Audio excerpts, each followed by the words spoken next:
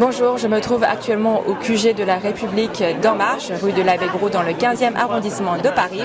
Autour de moi, les médias du monde entier sont venus pour assister à l'annonce des résultats du premier tour des législatives. Quelle Assemblée nationale décideront ces résultats? Est-ce qu'il y aura une majorité présidentielle prévisible avant le second tour? Résultat dans quelques instants.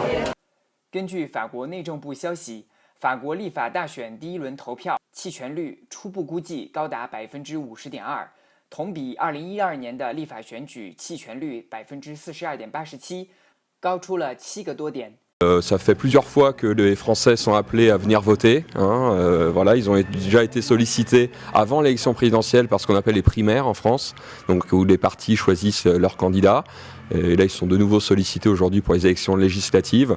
L'enjeu, c'est la participation au vote, parce que c'est pas possible de se taire et de ne pas se prononcer quand on est citoyen, qu'on a la possibilité de pouvoir voter, de pouvoir s'exprimer, participer à la vie publique et à la vie citoyenne.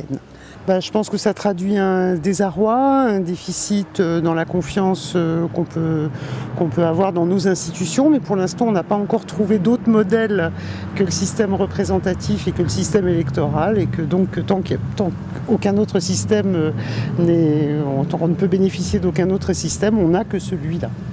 Les résultats du premier tour des élections législatives viennent de tomber. La République En Marche est nettement en tête avec 32,2% des voix, soit environ 390 à 430 sièges à l'Assemblée nationale. Ils sont suivis des Républicains avec 21,5% et du Front National avec 14% des votes. Ces résultats, pour moi, ils sont d'abord extrêmement positifs parce que en fait, les Français ont décidé d'aller jusqu'au bout du renouvellement. Ils ne sont pas arrêtés au présidentiel. Ils ont vraiment eu envie de donner une chance au président Emmanuel Macron de mettre en marche, de mettre son programme à exécution, tout simplement parce que je pense qu'ils se sont sentis concernés par ce programme-là qui est le leur en fait, puisque en fait ce programme il a été coécrit avec les citoyens et les citoyennes françaises. C'est vraiment le renouvellement de toute une classe politique. Je pense que c'est assez historique. Un état d'esprit d'écoute, de dialogue et respectueux de toutes les sensibilités. 希望我们就是明天努力，还有很重要就是大家要来投票。 因为今天投票率还是比较低，希望是下一个星期天，就是第二轮6月18号，大家投一票。法国华人卫视巴黎报道。